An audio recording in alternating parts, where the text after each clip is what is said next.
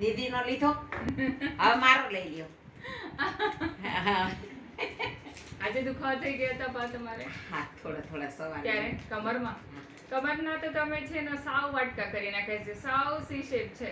તો શું L4 L5 L6 L7 સાવ તમારે છે ને હાડકા છે ને સાવ સુકાઈ ગયા છે તમારે. ધીમે ધીમે થઈ જાય એટલે ઘણું સારું થઈ જશે, પણ એટલા બધા તમારે ઘસાવીને આવ્યા છો ને તો શું કરવું આનાથી જ તમારે આર્થરાઇટિસ ને વેરિકોઝ વેનની તકલીફ વધારે થઈ ગઈ છે. નીંદર આવી હતી તમારે કાલે? હા, નીંદર તો આવી ગઈ હતી. હા હા. કેટલા વાગે સુઈ ગયા હતા? રાત્રે 10 સાડા 10 સુઈ ગઈ હતી. બસ રાઈટ ટાઈમ છે. જમો કેટલા વાગે હવે? જમે 8 વાગે જમી લઉં છું. ધવલ નીચે હમણાં દવા ખાઈને આવશે ને હા એટલે હું તરત જ વહી જઈશ જમવા બસ સીધું. તમે દાદા ધવલભાઈ ત્રણેયના છે ને વેલા જમવાનું અમે વેલા સુઈ જવાનું. હા, વેલા સુઈ જાય પછી છે. સવારે કેટલા વાગે ઉઠી જાવ? સવારે 6:30 પોણા 7 મને ઉઠવું જ પડે. બસ એ વટાણે તો ઉઠવું જ તમારે વેલા ઉઠી જાઓ, પછી કામમાં લાગી જાઓ. ભલે ને બપોરે તમારે અડધી 1 કલાક હજી સુઈ જાઓ, હા. પણ તમારે છે ને એસિડ વધવાની શક્યતા બહુ ઓછી થઈ જશે તમારે આ બધું કરો તો.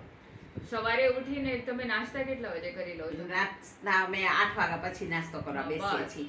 ચા નાસ્તા 8 8:30 પછી 9 વાગ્યા પછી સાડા 8 સુધીમાં મારો નાસ્તો થઈ જાય. ને બપોરે જમો કેટલા વાગે? બપોરના 1-1:30 વાગ્યાની વચ્ચે. બસ ફટાફટ જેટલા ફટાફટ થઈ શકે. એક તો તમારે છે ને અહીંયાથી જો દુકાનેથી ઘરે જઈએ ને એટલે તરત જ જમવા જ કાંઈ બેસવાનું. વાંધો નહીં.